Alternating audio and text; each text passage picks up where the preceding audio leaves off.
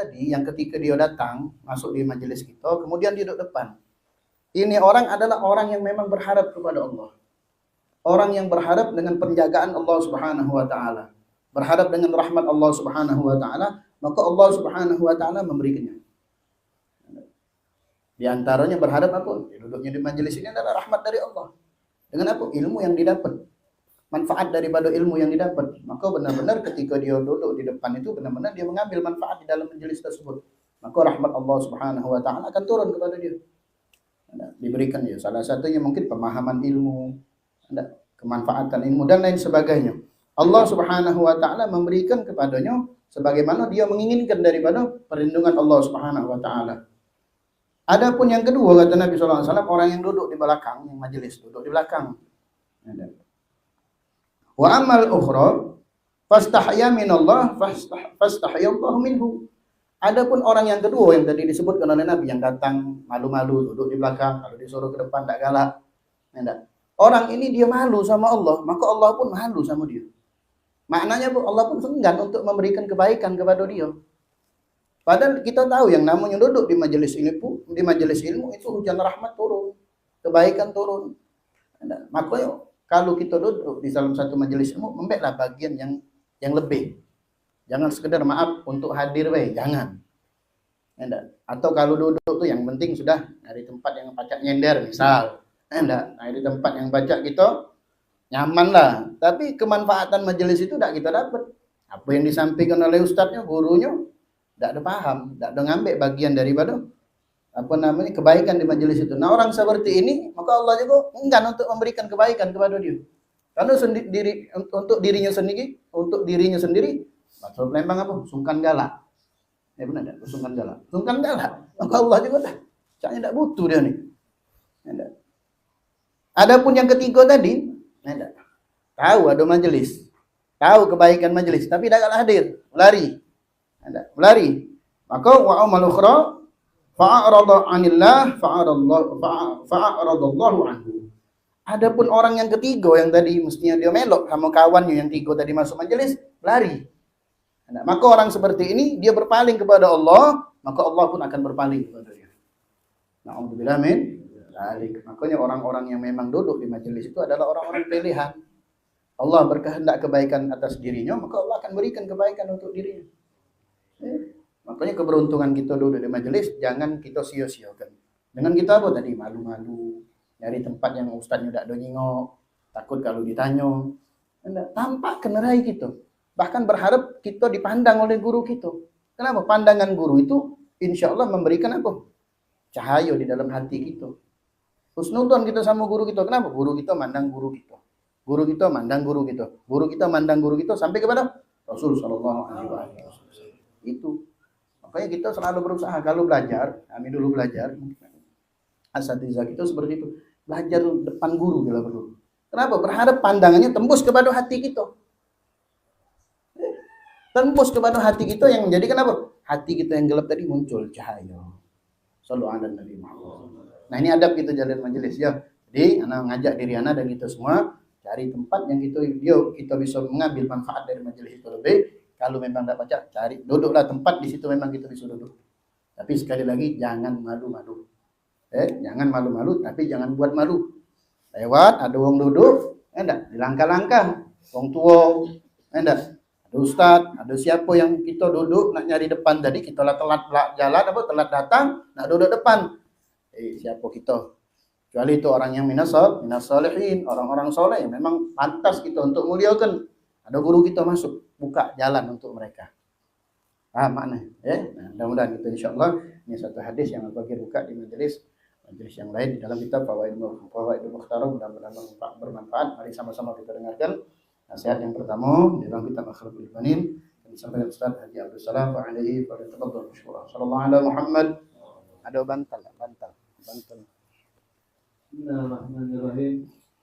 Alhamdulillahirabbil alamin wassalatu wassalamu ala asyrofil mursalin sayyidina wa habibina wa syafiina wa nuril qulubina Muhammad sallallahu alaihi wasallam. حبيب رب العالمين وإمام غر المحجر سبحانك لا علم لنا إلا ما علمتنا إنك أنت العليم الحكيم رب اشرح لي صدري ويسر لي أمري واحلل بلساني يفقهوا قولي أما بعد Yang sama-sama kita muliakan guru kita, Adik Masyarakat, dan Allah berikan beliau dalam kesehatan, guru kita semuanya di sini. Allah sampaikan niat dan hajatnya. Begitu juga para jemaah majelis tasbih Quran, mudah-mudahan kita semua disampaikan hajat itu dan dimatikan dalam keadaan husnul khotimah. Amin ya rabbal alamin. Juga sahibul bait, mudah-mudahan tempat dan rumahnya dijadikan keberkahan oleh Allah Subhanahu wa taala, diberikan kesehatan keluarganya dan panjang umur, segala niat dan hajatnya dikabul oleh Allah Subhanahu wa taala fid dunya wa fil akhirah. Amin amin ya rabbal alamin. Bismillahirrahmanirrahim. Qala al-mu'allif rahimahullah wa nafa'ana bihi wa bi ulumihi fid dharain amin. Qala mu'allif rahimahullah Asy-Syaikh Umar Ahmad Baraja fil Ahlak lil Banin. Di dalam kitab Ahlak lil Banin kita masih membahas tentang bab naum, tidur. Nah, sekarang bab yakni qiyam minan naum, bangun dari tidur. Ini luar biasa Nabi kita Muhammad SAW mengajarkan kita dengan detailnya, dari tidur, makan, tidur lagi, makan lagi, sampai mulai hajat dan lain-lainnya, hal-hal yang semuanya disampaikan dan ajarkan Nabi kita Muhammad SAW. Itu semuanya adalah untuk kebahagiaan kita di dunia dan di akhirat. Tinggal kita menyampaikan kepada keluarga kita. Dan cita-cita Nabi kita Muhammad SAW adalah menyampaikan agar umatnya itu mau menyampaikan daripada lisannya Nabi kita Muhammad SAW. Balighu anni walau ayat, sampaikan dariku walaupun satu ayat. Bismillahirrahmanirrahim. Adabul qiyam minan naum. Bab tentang adab bagaimana bangun tidurnya Nabi Muhammad SAW. Dikatakan oleh beliau Asy-Syaikh Umar Ahmad Baraja, "Idza qumta minan naum falyakun awwala ma yajri ala qalbika wa lisanika dzikrullahi ta'ala."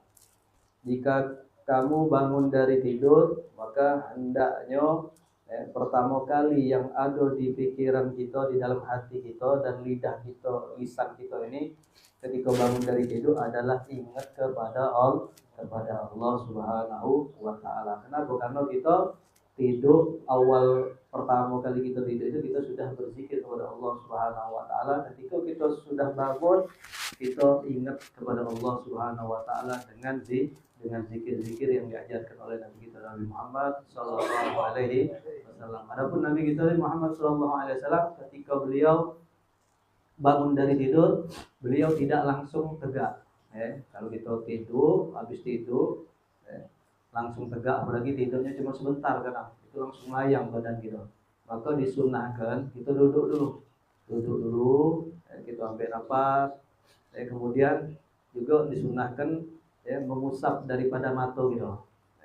Tapi kalau tangan kita ini kan tidak tahu sampai kemana tangan kita ini, masuk kemana, ngelok kemana, megang apa tidak tahu.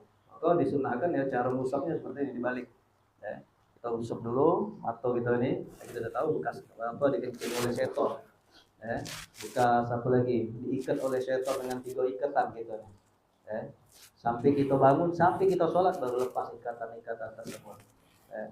Maka pertama kali Nabi kita Muhammad SAW beliau duduk. Setelah duduk, kemudian beliau membaca daripada doa yang diajarkan, yang sering kita baca, Alhamdulillahilladzi ahyana ba'dama amatana wa ilaihi nusyur. Ada juga doa yang diajarkan oleh Abi Salim Asy-Syatiri.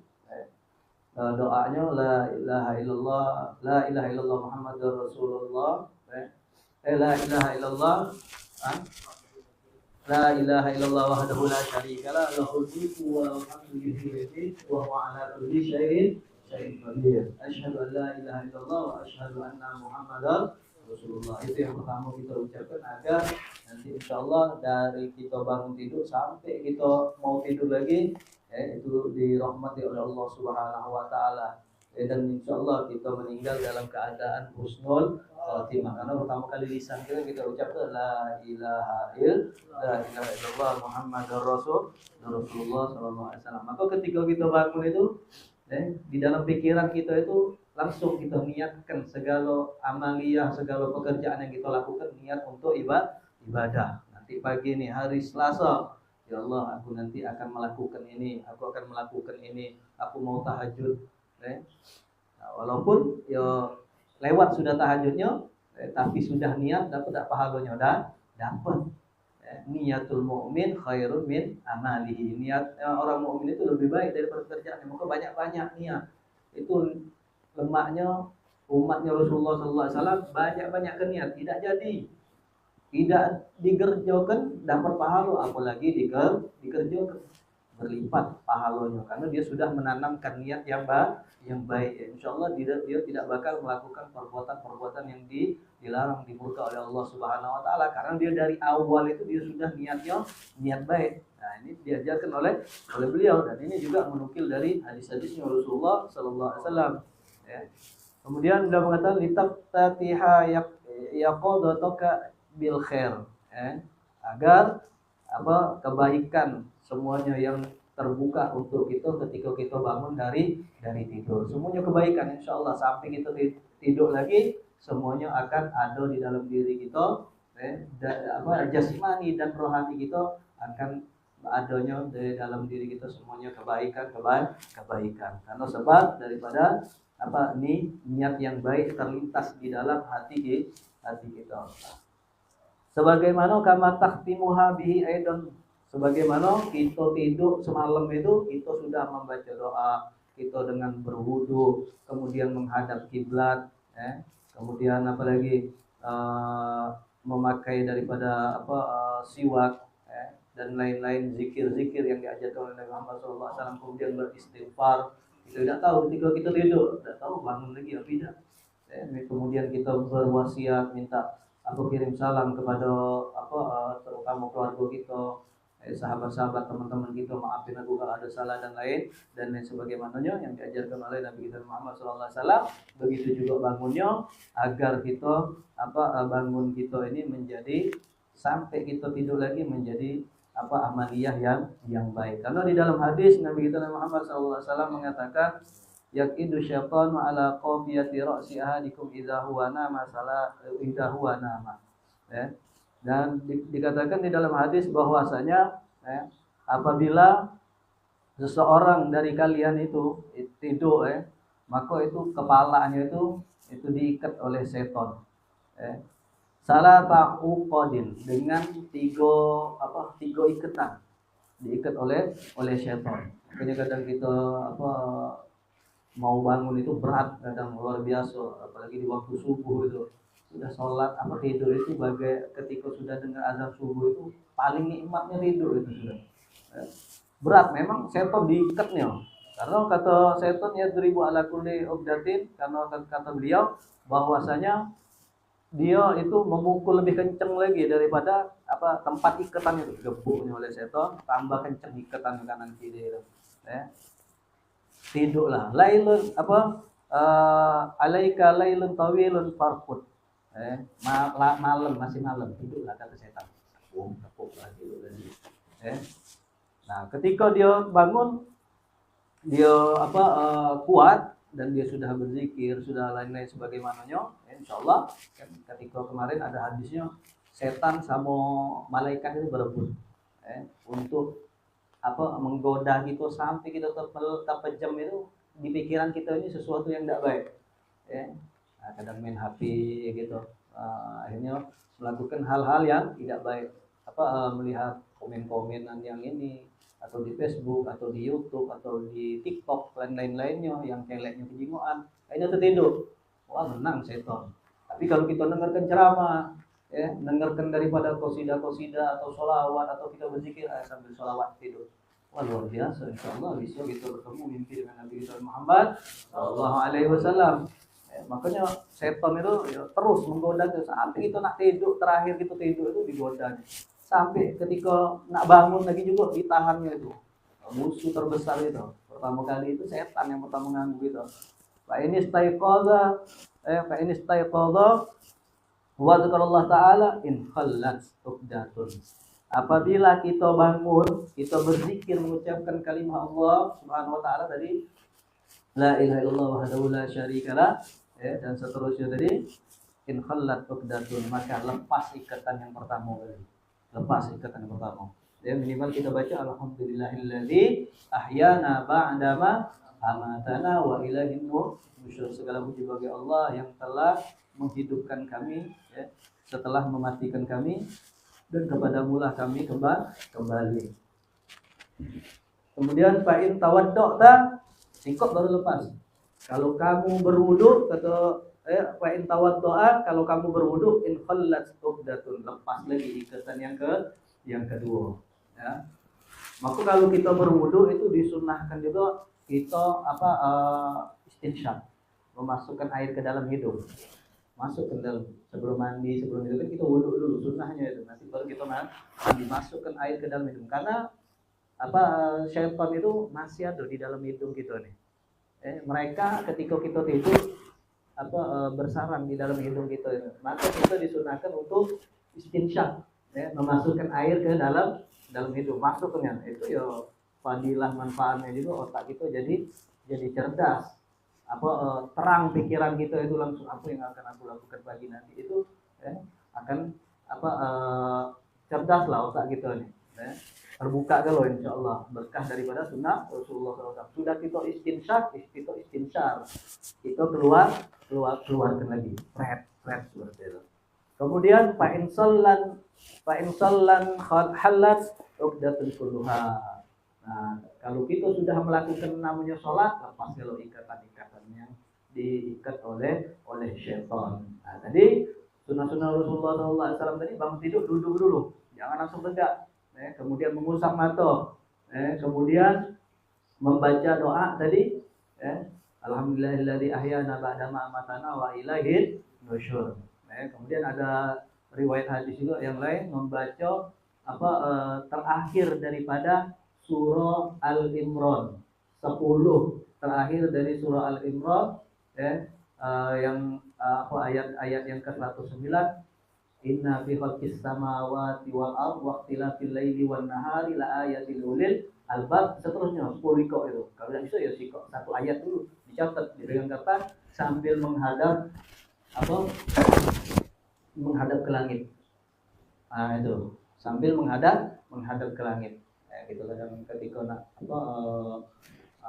mau pergi ke masjid atau yang lain-lain hal lain sebagaimananya, ya kita baca, kita amalkan ya semaksimal mungkin. Tidak bisa ya sudah kita baca alhamdulillahilladzi ahyana ba'dama amatana wa ilaihin nusyur. Kenapa? Setelah kita lakukan, kita baca semua daripada sunnah-sunnah Nabi Muhammad SAW, kita kerjakan semua, maka fa'asbaha nasyitan, maka nanti paginya kita akan menjadi fit, seger. Pikiran kita itu jernih. Nah, ini bagaimana kalau orang yang sampai waliyadillah sampai meninggalkan yang namanya sholat subuh. Kita perhatikan keluarga kita terutama, apalagi meninggalkan dengan cara sengaja. Man taraka shalah muta'ammidan faqad kafar jihal. Meninggalkan sholat dengan secara terang-terangan kafir. Menganggap sholat itu tidak wajib, kafir, murtad dia sudah menurut mazhab Imam Syafi'i. Tapi kalau dia lalai karena malas, ya termasuk ya dosa juga, dosa min kabair. Meninggalkan sholat itu termasuk dosa besar, termasuk min kabair. Ya. Thayyiban nafs, jiwa kita itu jadi enak lah, jadi kehidupan kita sehari-hari itu plong. Kemana baik kita itu lemah rasanya itu. Tidak ada halangan lah. Makanya kata orang yang galak kesiangan itu rezekinya dipatok ayam cek, sholat subuh dah, lagi sholat malam. Itu ahli majelis, tidak sholat tahajud, malu majelis malam-malam tahan. Tapi sholat tahajud adalah di situlah malaikat banyak turun, Allah Subhanahu wa taala menurunkan rahmat sebanyak-banyaknya. Hal mustaghfirin, ini hamba-hamba ada yang nak bertobat, ngorok. Hal minta ibin, ada yang minta taubat sama aku yang tadi bermaksiat. Kemudian hal min talibin, hal ta'ibin, hal mustaghfirin, ada yang nak minta ampun sama aku. Nanti tidur. Nah, waliyadzubillah kita ahli majelis terutama tahajud jangan sampai kita tinggalkan sebelum sholat tahajud, sebelum tidur jangan ditinggalkan juga, namanya sholat witir ya, minimal 1 rakaat ya, 3 rakaat berapa sholat witir itu, karena Rasulullah tidak pernah meninggalkan sholat sunnah yang termasuk sholat sunnah witir ya.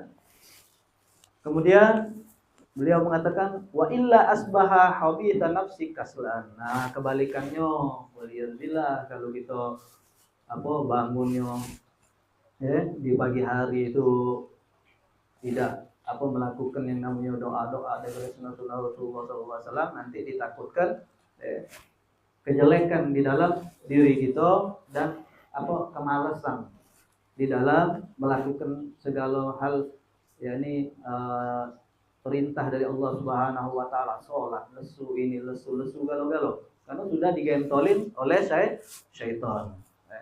Wajtahid an yakuna qiyamuka qabla tulu'il fajr. Kalau bisa hendaknya kita berusaha untuk bangun sebelum terbit fajar ya, tadi salat tahajud walaupun 2 rakaat. Sebelum fajar itu 10 menit itu masih bisa salat tahajud. Setelah salat tahajud masuk waktu fajar, salat sunnah qabla fajar. Rakaat qabla fajar khairun minad dunya wa fiha. 2 rakaat ya, 2 rakaat. Salat fajar itu lebih baik daripada dunia dan seisinya, luar biasa. Uang yang paling kaya sudah. Hendaknya kalau kita berusaha untuk bangun sebelum fajar, untuk apa? Litusallil subha awalal waqt, untuk sholat subuh di awal waktu, apalagi makmuman imaman pahalanya luar biasa ya.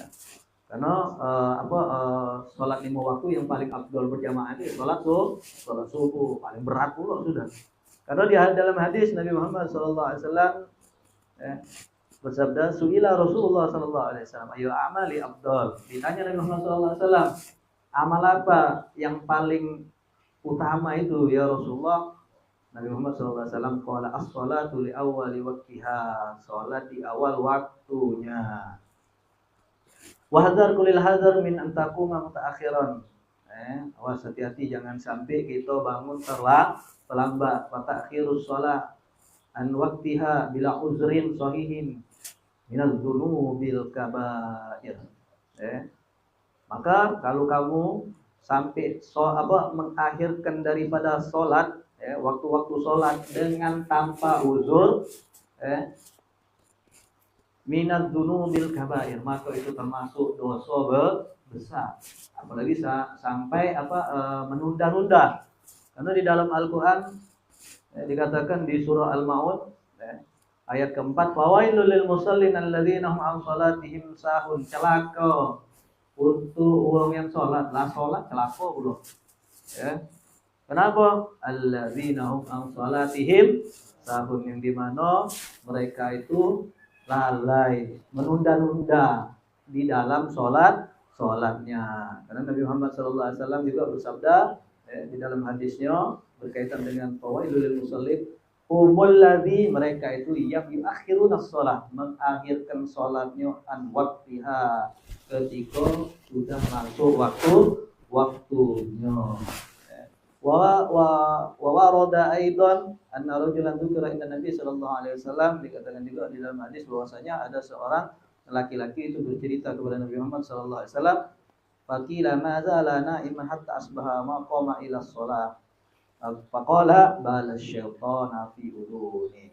Dikatakan bahwasanya ada uang yang masih tidur sampai waktu subuh maqama ila shalah, dia tidak salat ya Rasulullah.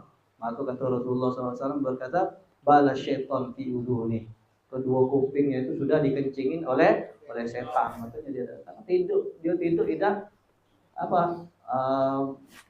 dengan adab-adab dan zikir daripada yang diajarkan oleh Nabi kita Nabi Muhammad sallallahu alaihi.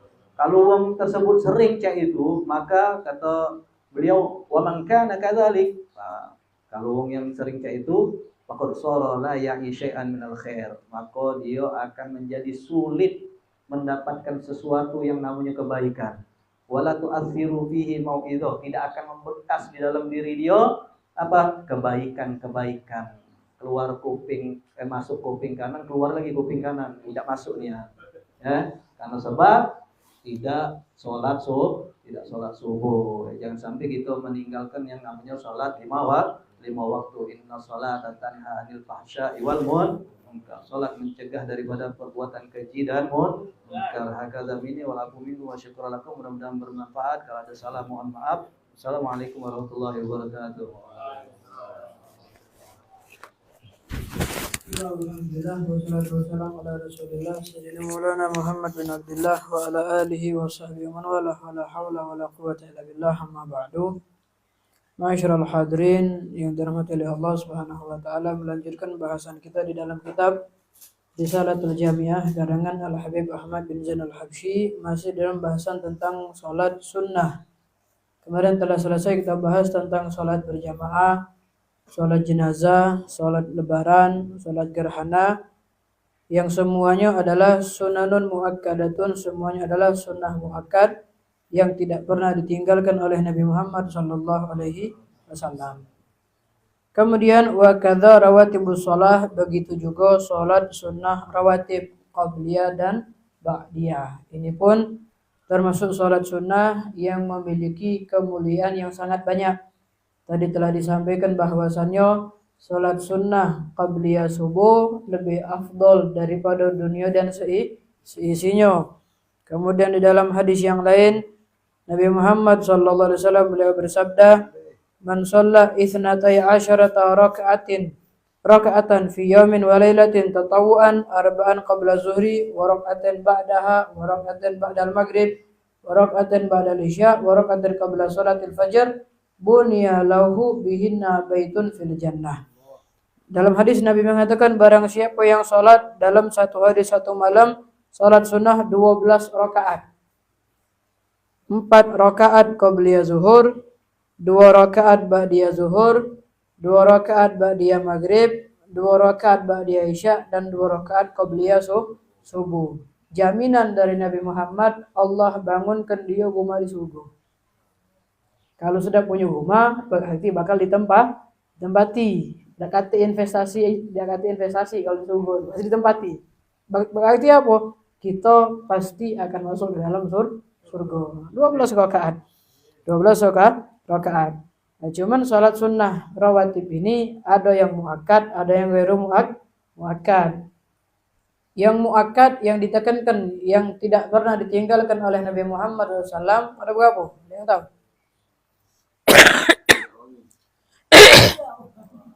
Yang masak jawab boleh hadiah. Salat sunnah muakkad yang tidak pernah ditinggalkan oleh Nabi, qabliyah dan ba'diyah. Hadiahnya nah. Jadi salat sunnah yang muakkad 10 rakaat. Kita hitung 2 rakaat qabliyah subuh. Kemudian 2 rakaat ba'diyah qabliyah zuhur. 2 rakaat ba'diyah zuhur, 2 rakaat ba'diyah maghrib, dan 2 rakaat ba'diyah isya. 10 rakaat itu yang muakkad, yang Nabi tidak pernah tinggalkan, baik Nabi ada di kota, baik Nabi musafir, Nabi sehat, Nabi sakit, perang atau tidak pernah ditinggalkan. Saking mulianya salat sunnah rawatib. Bahkan banyak hadis-hadis yang menerangkan tentang keutamaan salat sunnah rawatib. Di antaranya adalah hadis dari Abdullah bin Umar radhiyallahu anhuma, beliau pernah mengatakan, hafidtu minan Nabi sallallahu alaihi wasallam 10 rakaat. Aku pernah menghafal, menjaga apa yang telah diberikan oleh Nabi Muhammad SAW, yaitu 10 rakaat. Yang tadi telah kita sebutkan dari 2 rakaat qabliyah subuh sampai 2 rakaat ba'diyah isya. Di dalam kitab Syarah Marqil Ubudiyah, syarah kitab Bidatul Hidayah, Al-Imam Nawawi Al-Bantani menyebutkan banyak hadis tentang kemuliaan salat sunnah rawatib. Di antaranya dari hadis Abi Hurairah radhiyallahu an, Nabi bersabda, anna man sholahunna, barang siapa yang salat sunnah 4 rakaat qabliyah zuhur, dengan 2 cara. bisa dengan langsung 4 rakaat 1 kali salam, bisa dengan dua-dua. Cuman yang muktamad dalam mazhab Imam Syafi'i dua-dua. Tapi banyak ulama kita di antaranya Sultanul Ulama Al-Habib Salim bin Abdullah bin Waris Syatiri itu menganjurkan langsung 4. Langsung 4 rakaat dengan 1 kali salam. Bahkan beliau ajarkan niatnya. Kalau kita kepengen sholat sunnah qabliyah zuhur, langsung 4 rakaat. Kita niat dengan niat usolli 4 rakaat qabliyah zuhur wa sunnataz zawal lillahi ta'ala. Sengaja aku sholat zuhur 4 rakaat dengan dan sholat sunnah zawal lillahi ta'ala. Langsung 4 rakaat dengan 1 kali salam. Maka kata beliau Ibn Salim Syatiri, pahalanya Allah berikan kita sebanyak jumlah wong yang kafir, sebanyak wong yang tidak beriman kepada Allah. Kan banyak wong yang tidak beriman. Sebanyak jumlah orang yang tidak beriman kepada Allah, kita diberikan pahala dari Allah Subhanahu wa taala. Di dalam hadis salat sunnah qabliyah zuhur 4 rakaat, Nabi mengatakan, barang siapa yang salat sunnah qabliyah zuhur 4 rakaat, fa ahsana ruku'ahunna wa sujudahunna, dia sempurnakan rukuk dan sujudnya. Benar-benar salat dengan sempurna.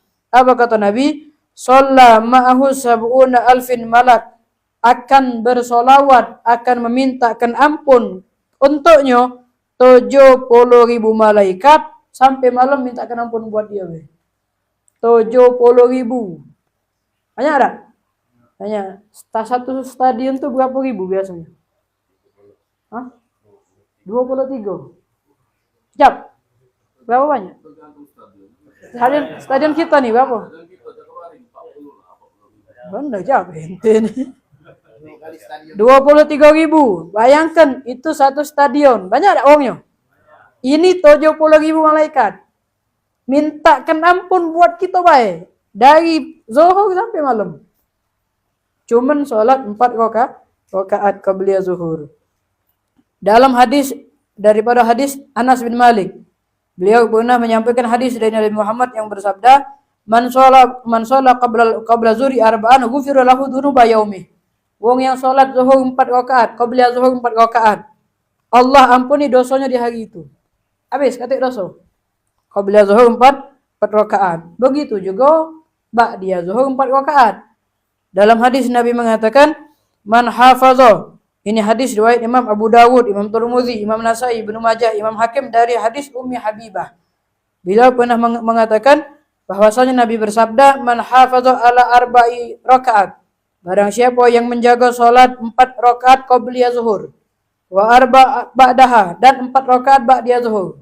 Dijaga, setiap hari digawekan 4 sebelum zuhur, 4 ba'diyah zuhur. Haramahullahu ala nar, Allah haramkan jasadnya masuk neraka. Tak bakal masuk neraka, pasti masuk ke dalam surga. Jaminan dari Nabi Muhammad sallallahu alaihi wasallam. Kemudian 4 rakaat qabliyah asar. Apa hadis dari Nabi? Dapat doa dari Nabi. Sebagaimana hadis daripada sebagaimana hadis riwayat Imam Tirmidzi dan Imam Ibnu Majah dari hadis Sayyidina Umar bin Khattab. Nabi mengatakan, rahimallahu imra'an sholat 4 qabla al-asr. Semoga Allah merahmati hamba yang sholat qabliyah asar 4 rakaat. Semoga Allah merahmati orang yang sholat qabliyah asar 4 rakaat. Dapat doa dari Nabi. Dapat doa dari Nabi. Semoga Allah berikan dia rahmat. Bagi siapa yang sholat qabliyah zuhur 4 rakaat dengan 2 kali salam, dua-dua. Qabliyah asar, qabliyah asar. Bahkan diajarkan oleh ulama kita. Syekh Ratib yang tadi kita baca, beliau ngenjuk surat-suratnya. Kalau nak baca, nak ngawe ke, ada suratnya. Apa di antaranya? 2 rakaat pertama. Ini sering anda sampaikan. Rakaat yang pertama membaca surat Az-Zalzalah. Idza zulzilatil ardu zilzalaha. Rakaat kedua membaca surat Al-Adiyat. Wal Adiyati Dabaha. Kemudian salam. Takbir lagi qabliyah asar yang kedua. Rakaat pertama baca surat Al-Qari'atu mal Qari'ah. Kemudian rakaat yang kedua baca surat Al-Hakumut Takatsur. Ada rakaat. Dapat doa dari Nabi. Kapan lagi? Dapat doa dari Nabi. Kemudian ba'diyah maghrib 2 rakaat, ba'diyah isya juga 2 rakaat. Dan semua itu tidak lain sebagaimana yang disampaikan oleh ulama kita, tujuan kita mengerjakan sholat qabliyah dan ba'diyah banyak. Pertama di antaranya jawabir lil faraid, bisa menutup kekurangan yang ada di dalam sholat wajib kita. Misal kita sholat wajib tak sempurna, aslinya pahalanya pacak 100, cuman karena kita sholatnya sembrono, nilainya 60 cuman pahalanya.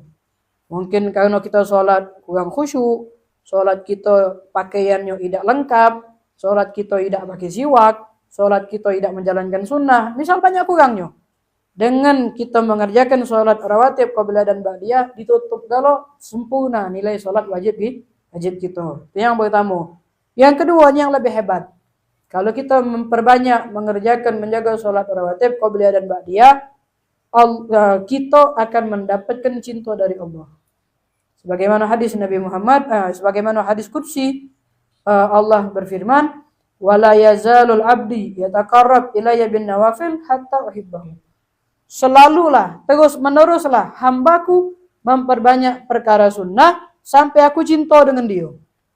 Bayangkan yang punya alam semesta ini cinta dengan kita. Sudah, apa lagi? Tak perlu apa-apa lagi kita. Hidup jalani baik, kenapa Allah sudah cinta? Tak usah jauh-jauh gitu. Kalau presiden tuh bapak kita misal. Cak mana lah? Misal bapak kita presiden. Cak mana perasaan gitu? Nak cak mana lah kita di tempat di dunia ini, nak cak mana lah kita selagi di negara aman sudah. Kenapa? Apa anak presiden? Siapa berani macam-macam? Hati yang berani. Kecuali kalau yang saya kenapa? Aku berani wong. Itu perumpamaan. Ini bukan presiden. Tuhan alam semesta cinta dengan kita. Dunia akhirat bakal diberkahi oleh Allah Subhanahu wa taala. Salat sunnah rawatib dijaga. Afdolnya salat rawatib ini di rumah. Di rumah, bil khusus salat qabliyah itu di rumah. Cuman kecuali kalau memang kita sudah datang duluan ke masjid, sebelum masuk waktu sudah di masjid, tak usah balik lagi. Lah datang duluan. Masuk waktu lah datang duluan. Kata Ustaz afdal di rumah, balik dulu di rumah, ya datang lagi. Tak balik lagi ke masjid, kamu malah balik ke rumah. Tak balik lagi ke masjid. Kecuali ada salat sunnah yang afdalnya bukan di rumah. Seperti apa? Salat sunnah ihram. Salat sunnah ihram di tempatnya bukan di rumah. Kemudian sholat sunnah tawaf, jadi Ka'bah di di sekitar di Masjidil Haram bukan di rumah. Kemudian sholat sunnah Jumat, itu pun sholat sunnah qabliyah Jumat atau sholat sunnah zawal, afdolnya di masjid bukan di rumah. Kalau sholat duha itu khilaf, ada ulama yang mengatakan di rumah, ada yang mengatakan di masjid. Jadi itu sholat sunnah rawatib. Kemudian sholat sunnah duha. Sholat sunnah duha. Disebutkan bahwasannya dari Siti Aisyah radhiyallahu anha, beliau pernah menceritakan satu saat Nabi pernah masuk ke rumah Siti Aisyah. Fa sholat duha 8 rakaat, kemudian Nabi sholat duha sebanyak 8 rakaat. Jadi sholat duha ini minimal 2 rakaat, maksimalnya paling banyaknya 12 rakaat. Cuman yang afdalnya 8 rakaat. Afdalnya 8 rakaat. Jadi Nabi pernah ngawi ke 12 rakaat, cuman keseringan Nabi ngawi ke 8. Pokoknya yang paling afdal sholat duha itu 8 rakaat. Fadilahnya apa? Banyak. Cuman kebanyakan wong yang sholat duha ini lagi buntu. Semakin buntu semakin banyak rakaat. Banyak. Kami sering kita punya kawan dulu di pondok mayang duha, nyengok kawan kita mayang duha 8 rakaat. Banyaknya, yo lagi ganti duit. 8 rakaat, lagi ada duit 2 rakaat jangan. Dalam hadis Nabi mengatakan, "Man hafadha ala syuf'atid duha, ghufirat lahu dunubahu wa in kana mithla zabadil bahar." Hadis Tirmidzi Nabi mengatakan, barang siapa yang menjaga 2 rakaat salat duha tiap hari, Allah ampuni dosanya walaupun sebanyak buih di lautan. Dapat ampunan dosa. Dalam hadis yang lain Nabi mengatakan, man sholat duha raka'atan lam yuktab minal ghafilin. Wong yang sholat duha 2 rakaat tidak dicatat sebagai wong yang lalai. dia dicatat sebagai wong yang ingat kepada Allah Subhanahu wa taala. Dalam hadis yang lain, wala yuhafid ala salatid duha illal awwab. Tidaklah orang tersebut istiqamah salat duha kecuali dia digolongkan sebagai orang yang awwab. Awwab itu apa? Wong yang selalu kembali kepada Allah Subhanahu wa taala. Dalam hadis qudsi, Allah berfirman, "Ibna Adam, sholli li min awwali nahar arba'a rakaat akfika akhirahu." Wahai anak Adam, wahai manusia, kata Allah, salatlah kepadaku di permulaan siang, yaitu dari subuh sampai zuhur sampai sebelum maghrib. Cuman di sini awalun nahar di sini dari waktu dari waktu duha. 4 rakaat maka akan aku cukupkan kalian. Nah, makanya salat duha itu ngelancarkan rezeki. Bahkan dalam hadis yang ma'ruf yang sudah masyhur terkenal, yusbih ala kulli sulami min ahadikum sadaqah. Setiap sendi di tubuh kita tuh perlu disedekahi tiap hari. Berapa sendi tubuh kita? Ada yang tahu? Sekolah tak kamu nih? Sekolah Berapa sendi? Jumlah sendi di tubuh kita sebanyak jumlah hari dalam 1 tahun. Berapa? 60 apa 65? 365. 65 dalam satu tahun. Cuman di situ Nabi makainya 1 tahunnya 1 tahun Hijriah. Antara 365 360. Jadi setiap sendi di tubuh kita ini perlu disedekahi sebagai bentuk syukur kita bahwasanya kita sudah dihidupkan kembali. Harus disedekahi. Nabi mengatakan setiap amar ma'ruf itu sedekah. Ngajak uang kebaikan sedekah. Mencegah uang dari kemungkaran sedekah. Cuman 365 sendi tadi pacak langsung kita sedekah ke galo-galo dengan 2 rakaat salat duha. Ketika kita salat duha 2 rakaat sudah dianggap kita sedekah 360 sendi. Salat 2 rakaat, tak pacak sedekah dengan duit, sedekah dengan salat. Nah, semua ini tidak lain adalah untuk kita memperbanyak amal soleh. Di antara yang disampaikan oleh para ulama, di antaranya ada satu buah syair di sini yang bagus yang mengatakan bahwasannya tazawwad qarinan min fi'alika innama qarinul fata fil qabri ma kana ya'malu. Tazawwad bukan menikah berbekallah. Kalau zuat tuh nikah itulah. Tazawwad berbekallah, qarinan carilah bekal kawan, carilah bekal gewang. Min fi'alika, cak mana kita nyarinya? Dari amal perbuatan kita. Carilah bekal, carilah gewang dari amal yang kita lakukan di dunia ini. Innama qarinul fata fil qabri ma kana ya'mal. Karena gewang manusia di dalam kubur itu amal yang dia lakukan selama di dunia. Jadi kalau kita beramal baik, ya gewang kita di dalam kubur baik. Tapi kalau kita beramal jelek, alhamdulillah gewang kita di kubur juga jelek.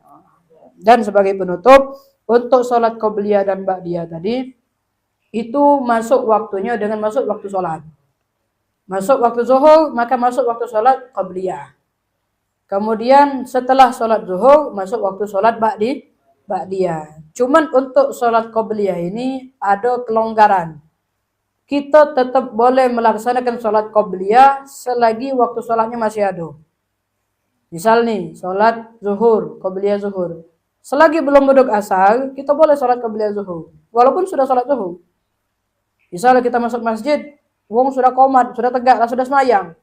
Tidak sempat sholat qobliyah, langsung melok sholat wajib. Setelah sholat wajib, sholat qobliyah. Kemudian sholat ba'diyah. Kemudian untuk sholat duha, masuk waktunya naik matahari seukuran tombak dan berakhir dengan waktu zuhur. Selagi belum zuhur masih boleh sholat duha. Wallahu a'lam.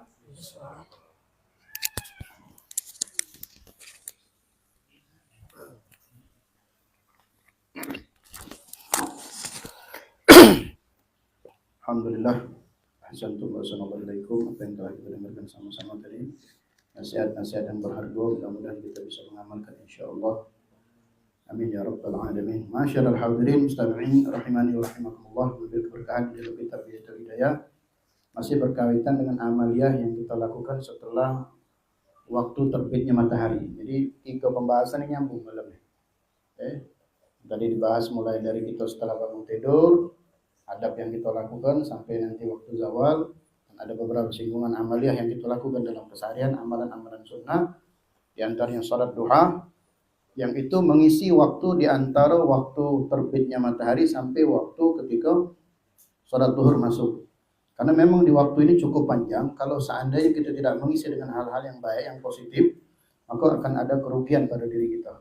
Kita ini ada dua pilihan masyarakat hadirin. Kalau tidak amal soleh yang kita lakukan, apa yang berikutnya? Amal soleh atau maksiat. Kalau ada amal yang baik yang kita lakukan, na'udzubillah min dzalik, lawannya kebalikannya adalah amal maksiat. Kadang-kadang dari sesuatu yang lalai, syaitan masuk dalam pikiran kita. Contoh, kadang-kadang kita ganti gawe, zikir tidak, salawat tidak, Al-Quran tidak, melakukan sholat yang tadi disebutkan tidak kita lakukan. Kita megang HP, sesuatu yang lalai. Bisa jadi awalnya tidak mendatangkan dosa, tapi ketika itu sering kita lakukan, muncul pikiran kita. Kita buka yang namanya Facebook, kita buka yang namanya Instagram, kita buka yang namanya media-media sosial ini, muncul sosok seorang jando, misal, atau perempuan.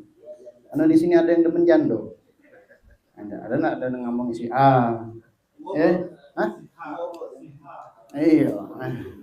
Misal ini kan perempuan dan kawan kita tuh nolong jando. Kamu gak salah persepsi kalau. Masuk. Ada masuk. Dilihatlah sesuatu biar tak ngantuk. Kamu lagi 10 hari ini.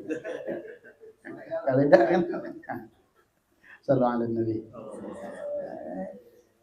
Jadi dari sesuatu yang lalai muncul pikiran tadi dengan melihat sesuatu yang mungkin awalnya biasa menjadi tidak biasa yang akhirnya menimbulkan maksiat. Na'udzubillah min dzalik. Maka perlu kita mendengar nasihatnya seperti ini. Paling tidak ada ghirah, ada keinginan kita untuk mengamalkan. Minta taufik sama Allah, hidayah sama Allah. Jangan kita menjadi orang yang hanya menyimak, mendengar, tapi tidak ada keinginan untuk mengamalkan dari hal tersebut. Ini luar biasa. Bahkan kata ulama, ketika kau mendengar satu amalan yang disampaikan oleh seorang guru mengenai daripada sunnah Nabi SAW, paling tidak satu kali seumur hidup kau lakukan. Kenapa? Jangan sampai nanti kau ditanya kelak di akhirat sama Nabi SAW mengenai amalan, mengenai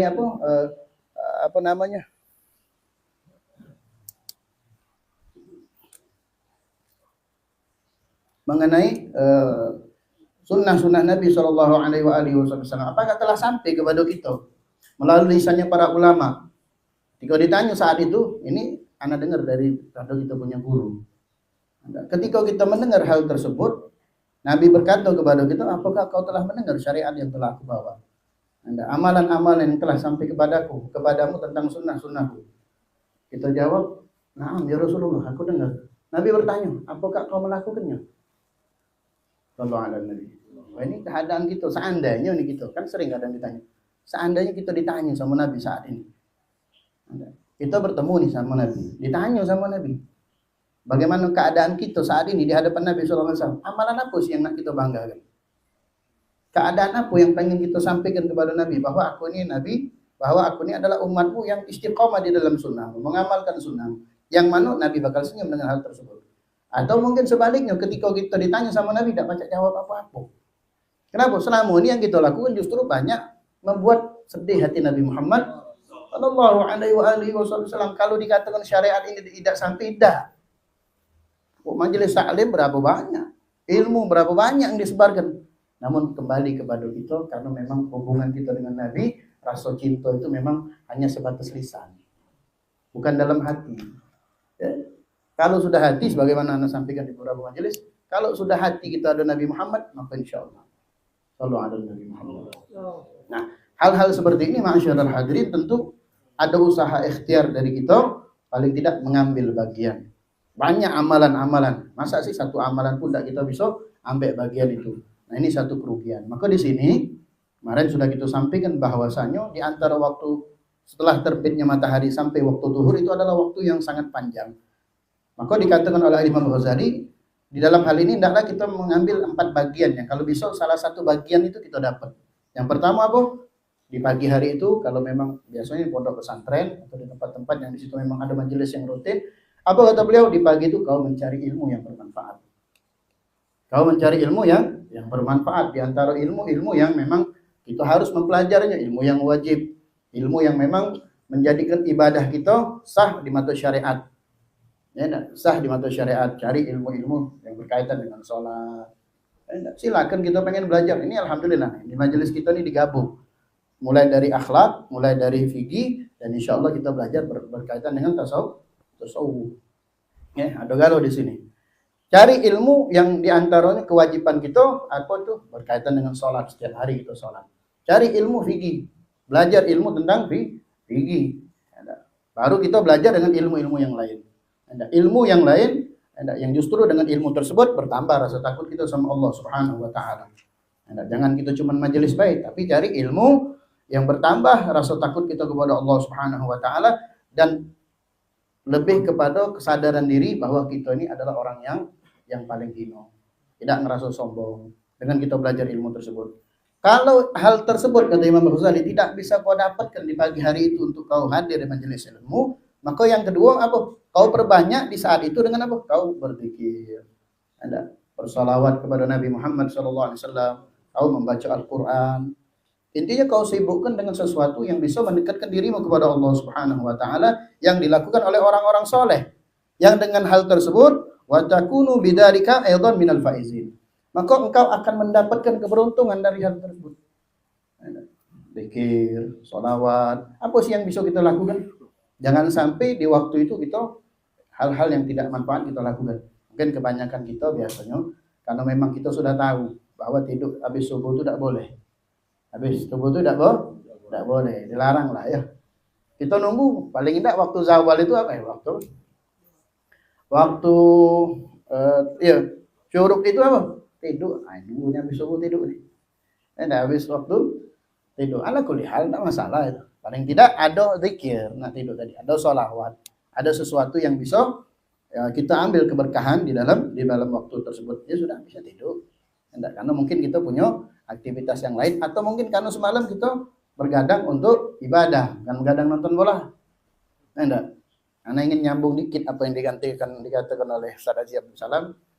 Orang yang ketika sengaja bangun kesiangan di waktu subuh dan itu ada sebabnya. Misal, karena dia begadang di malam hari, misal nonton bola atau dia berkumpul sama kawan-kawannya, yang dia lakukan di pagi hari itu sesuatu yang haram.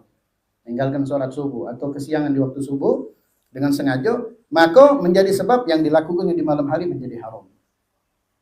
Hati-hati itu, na'udzubillah min dzalik. Itu langsung kami dengar itu dari guru kami Habib Umar bin Abdul Segaf. Orang yang melakukan satu amal, orang yang melakukan kesalahan di pagi hari, sengaja dia sholat subuh di luar waktu dan dia sadar sebenarnya pada dirinya, aku nih kalau tidur malam kesiangan. Kalau sekali oke lah, ala kulli hal.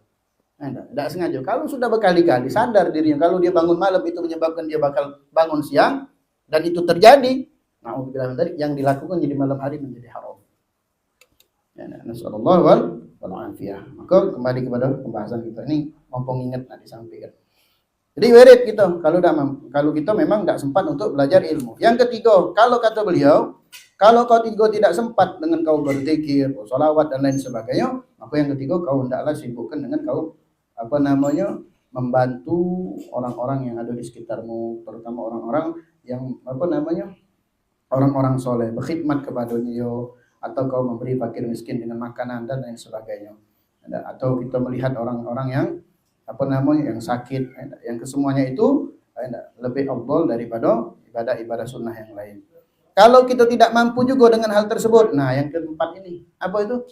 Apa kata beliau? Kalau kau di pagi hari itu tidak mampu untuk mencari ilmu, untuk berzikir, bersolawat dan lain yang ketiga tadi, atau berkhidmat kepada orang-orang soleh, maka yang keempat adalah dengan kau melakukan perbuatan mencari rezeki yang halal.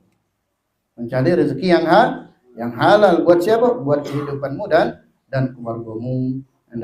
Kemudian juga paling tidak kau menjaga lisanmu agar orang lain selamat. Menjaga lisanmu agar orang lain selamat, baik selamat dengan lisanmu ataupun dengan tanganmu, dan juga selamat dirimu. Wasalima laka dinuk. Wasalima laka dinuk, dan selamat juga bagimu adalah agamamu. Tadi yang Nabi bilang. Jadi kalau dalam satu waktu antara waktu waktu syuruk tadi sampai waktu zuhur, paling tidak jangan sampai ada sesuatu yang kita lakukan daripada maksiat kepada Allah Subhanahu wa taala. Idlam tartakibu maksiat. Apabila kau tidak bermaksiat kepada Allah Subhanahu wa taala, maka fatanala bidzalika darajati ashabil yamin. Kalau di antara waktu tersebut kita dengan sibuk mencari apa yang kita inginkan daripada rezeki yang halal, yang berkah buat diri kita dan keluarga kita, menjaga lisan kita tidak menyakiti orang lain, begitu juga dengan tangan kita, dan menjaga agama kita dengan tidak kita maksiat di pagi itu, di saat itu, maka Allah Subhanahu wa taala akan menjadikan kita orang-orang yang selamat. Ashabil yamin. Siapa itu orang yang ashabil yamin itu? Ya, ini orang-orang yang kelak nanti di akhirat mendapatkan catatan buku amalnya dari tangan kanan. Mendapatkan catatan bukunya dari tangan kanan. Nah, kata beliau, inilah keadaannya. Minimal 4 ini. Kalau tadi kita tidak bisa 4 ini, tidak bisa kita dapati, maka paling tidak satu.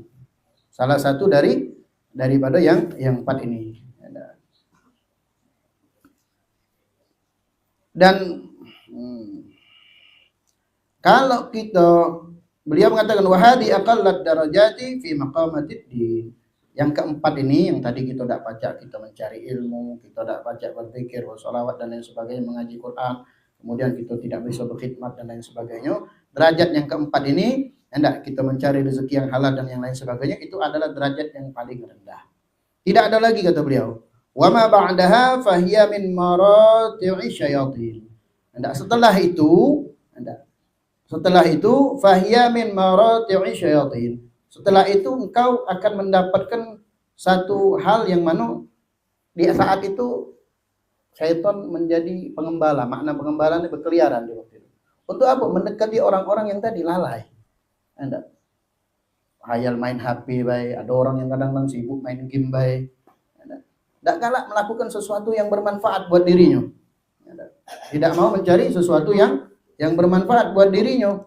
Akhirnya apa? Dia melok dalam kelompok syaitan tadi.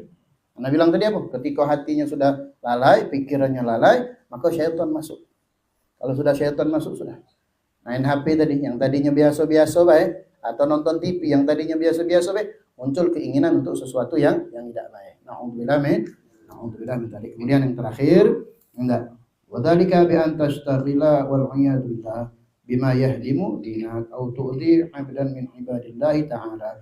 Fa hadhihi rutbatul halikin fa iyyaka an takuna fi hadhihi tabaqah. Yang demikian kata Imam Ghazali, kita disibukkan dengan sesuatu yang tidak baik, yang menyebabkan apa? Perusakan pada agama kita. Kalau sudah maksiat, na'udzubillah min dzalik, hancur agama kita. Kita melakukan hal-hal yang justru tidak menambahkan pahala, sebaliknya kita menambahkan daripada dosa kita, dan itu akan menyebabkan kita jauh dari Allah Subhanahu wa taala. Kalau sudah jauh dari Allah, jangankan amalan yang sunnah untuk kita lakukan, amalan wajib juga bakal berat. Kenapa amalan sunnah? Contoh duha tadi. Padahal kan di antara waktu habis terbit matahari sampai waktu waktu zuhur tadi ada ibadah tadi yang disebutkan. Tapi kenapa di pagi hari dia sudah memulai dengan hal yang tidak baik? Akhirnya semestinya waktu tadi dia gunakan untuk sholat duha, hayal asik main HP. Padahal apa sih namanya sholat duha? Paling tidak 2 rakaat itu menjadikan apa? Setiap sendinya menjadi sedekah. Belum lagi pahala-pahala yang lain. Nah, tapi karena tadi maksiatnya, karena tadi dia sudah ibaratnya sudah bagian daripada kelompok syaitan tadi, menjadi bagian daripada bisikan syaitan tadi, na'udzubillah min dzalik, akhirnya dia melakukan hal-hal yang merusak daripada agamanya. Atau mungkin melakukan satu perbuatan yang tidak baik dengan apa? Mengganggu daripada hamba-hamba Allah. Tidak baik dengan lisannya, ataupun mungkin dengan dia menggunakan HP, menyebar daripada berita-berita hoax. Tidak dengan lisan sekarang ini atau perbuatan, tapi dengan media sosial, menyebarkan berita-berita bohong. Dan tadi kan sekarang ini adik-awi pagi-pagi nonton bukan nonton ya, media sosial tadi, ayo share sana share sini. Kadang-kadang yang di-share gambar cewek, kadang-kadang yang disemberin gambar jando. Cewek tuh jando lah. Ngapa pula dia tuh tengok sama anak ini. Kalau ada Nabi. Akhirnya di-share gambar di-share, tidak ada manfaat. Akhirnya wong yang tadi tidak berdosa, nyingoknya melak berdosa. Komentar pula, enggak. Fahadhihi rutbatal halikin, inilah yang menyebabkan binasa yang besar, kerugian yang sangat besar. Fa iyyaka an takuna fi hadhihi tabaqah. Maka hati-hati dengan yang terakhir ini, jangan sampai kita masuk. Makanya ma'asyiral hadirin, kita atur waktu dalam satu hari itu. Paling tidak ada bagian-bagian kebaikan yang kita lakukan. Bahkan bagi kita yang mencari nafkah, apa yang tadi kita dengar itu bisa kita lakukan. Kalau di saat kita tidak punya aktivitas yang menyibukkan, kita bisa zikir, kita bisa salawat, kita bisa salat duha, kita bisa baca Al-Quran, bahkan kita bisa tasbih. Enggak, tasbih nih, yang cincin ini kantong ini lagi kosong, lagi tak hati gawe, zikir, salawat. Biar apa? Hati kita hidup terus. Enggak, ketika hati hidup, apa yang tadi disebut tentang amalan-amalan sunnah, pengen melaksanakan sholat sunnah sebelum zuhur 4 rakaat, bisa insyaallah. Kenapa? Hatinya hidup. Ya enggak, dengan apa? Zikir, dengan sholawat, atau dia kalaupun melihat HP dengan sesuatu yang manfaat, ini kan nasihat buat kita kalau. Kan kita pengen tadi yang didengar tadi, 4 rakaat sebelum zuhur, di antara fadilahnya apa tadi?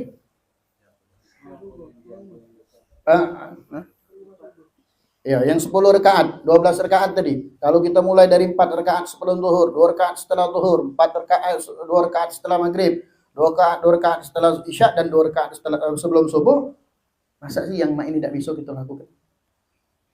Bukan kita untuk bangga-bangga, apa sih sebabnya? Oh, maksiat.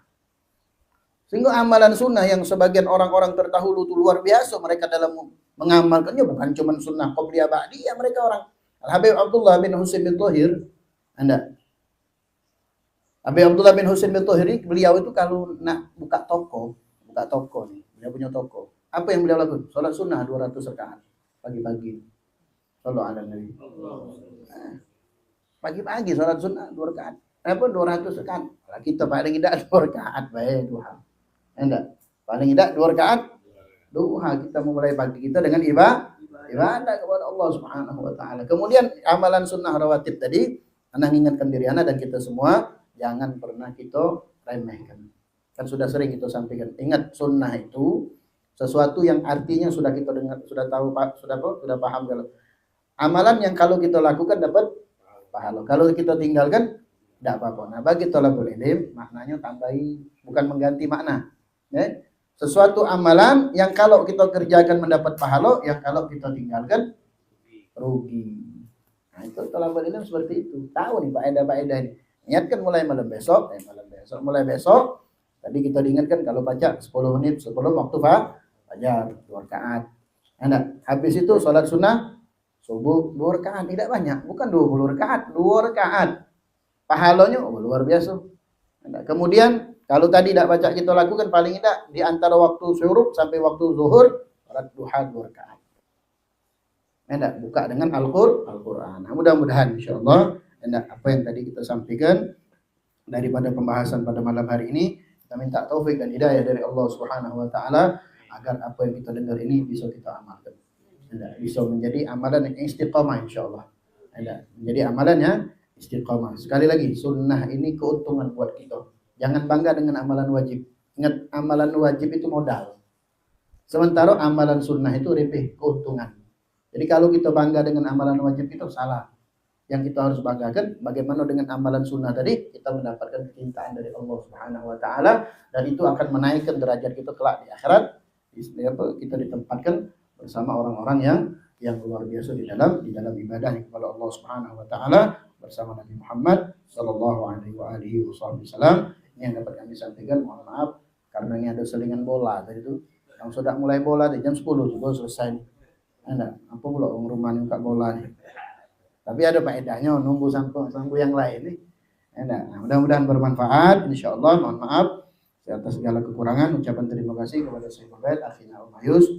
Mudah-mudahan beliau dan keluarga senantiasa mendapatkan barokah, keberkahan dari Allah Subhanahu wa taala, dijadikan istri dan anak-anak beliau istri yang salehah, anak-anak yang saleh dan salehah, beliau yang istiqamah dalam taat kepada Allah, dimudahkan segala urusan, diluaskan segala rezeki yang halal yang berkat, dan kita semua insyaallah mendapatkan doa yang sama, dimatikan dalam keadaan husnul khatimah setelah dipanjangkan umur dalam taat kepada Allah Subhanahu wa taala. Amin ya rabbal alamin. Allahu a'lam bissawab. Assalamualaikum warahmatullahi wabarakatuh.